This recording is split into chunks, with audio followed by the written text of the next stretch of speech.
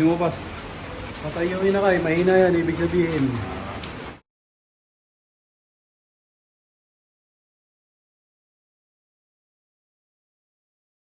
Nagkakagulo na kagad yung mga kalapate namin, mga kalapatids. Yan, dami na nala dito.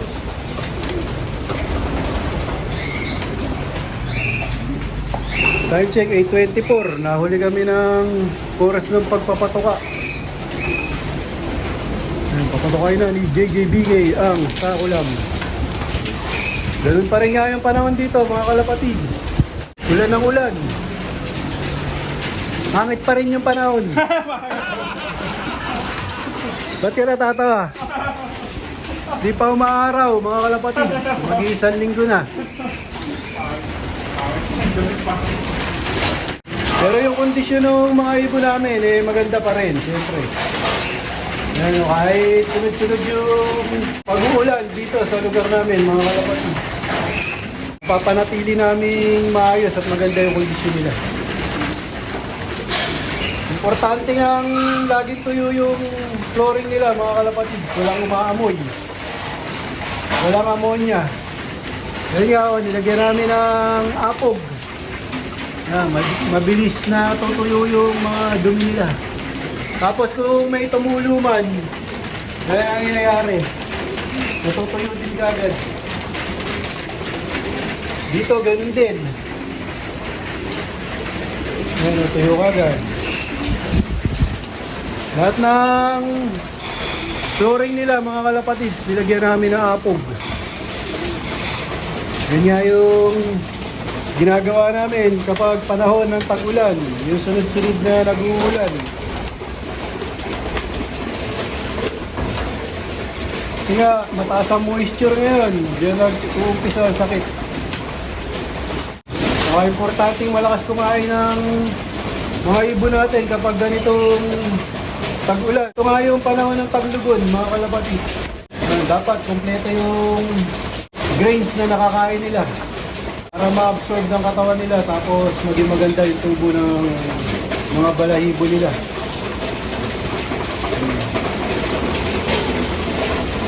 Siyempre, kalapatids, breeder mix yung pinapakain natin dyan.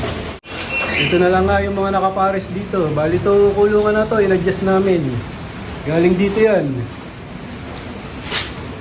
Hanggat maaari, tinatanggal namin lahat ng patoka na tinuman kapag sa gabi.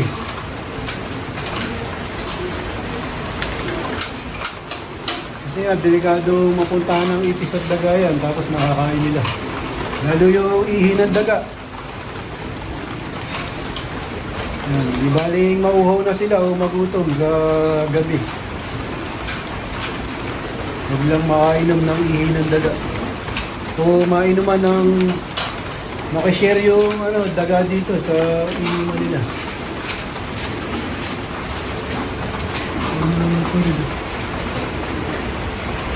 So yun, JJBK sa Sakulam, wala. Hindi lumabas. Patay yung inakay, mahina yan, ibig sabihin. Tapos, baklasin mo na rin to pagkatapos kumain.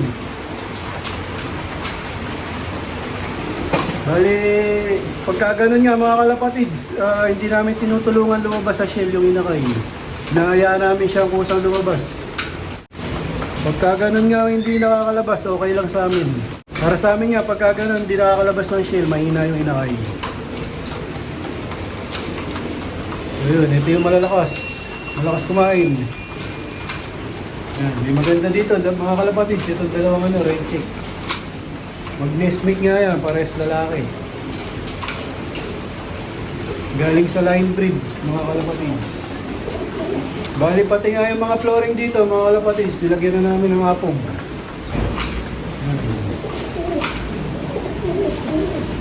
Para kahit dumumi sila o mabasa yung kanilang mga poop tray, hindi aamoy. Para mabilis matuyo. Kasi nga hindi natutuyo yung mga saluhan ng dumi ngayon, mga kalapatids. Sunod-sunod yung ulan. Bihirang umaraw ngayon. Pero maayos pa rin yung kondisyon nila. Kaya kitang-kita naman, buo yung mga dumi. Dito, ganun din. Ito, may pisana to, dalawa. Bali, ito na lang yung inaantay namin. Tapos, baklas na.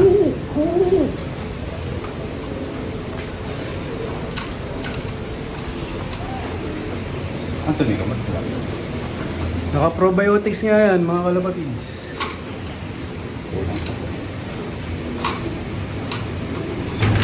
Tapos, dito sa mga young bird namin, mga kalapatids, yung kanilang mga box perch. Nilagyan na rin namin ng apog. Ayan, oh. Kasi nga, pagka nag-ipon-ipon yung mga dumi nila, nagkakaamag. So, isa din sa nakakasama sa mga kalapate natin yan, pagka yung nakasunod sila ng amag o nakakain. Yun nga yung tinatawag na aflatoxin. Yan, pati sa tao, mga kalapatis, delikado din yan, yung amag. Napapatay ng apog yan, mga kalapatis. Tapos napapanatili niya ang tuyo. Itong mga sahuran ng dumi. Kaya malaking bagay pagka naglalagay tayo ng apog o agricultural lime sa panahon ng tag-ulan.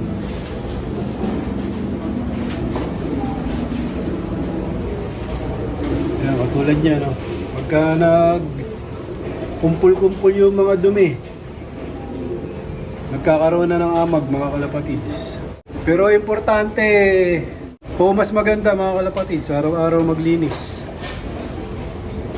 o magtanggal ng ebak. Pagka ganito ang panahon na sunod-sunod ang ulan.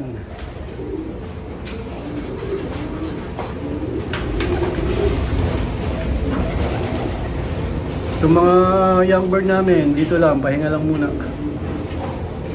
Baka next week na to mapakawalan.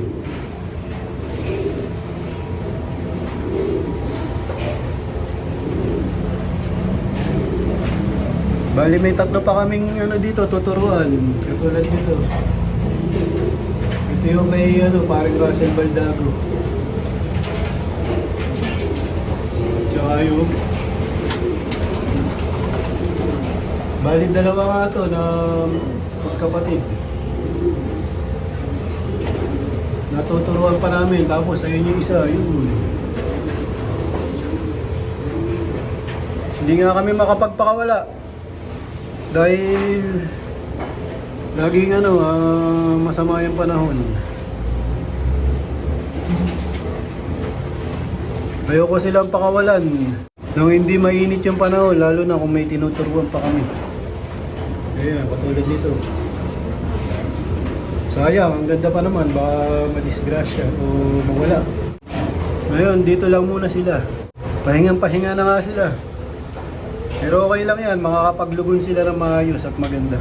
Dito ko na muna tatapusin ang video ko para sa araw na to. Please like, share, comment, subscribe. Keep safe, God bless. Ingat mga kalapatids.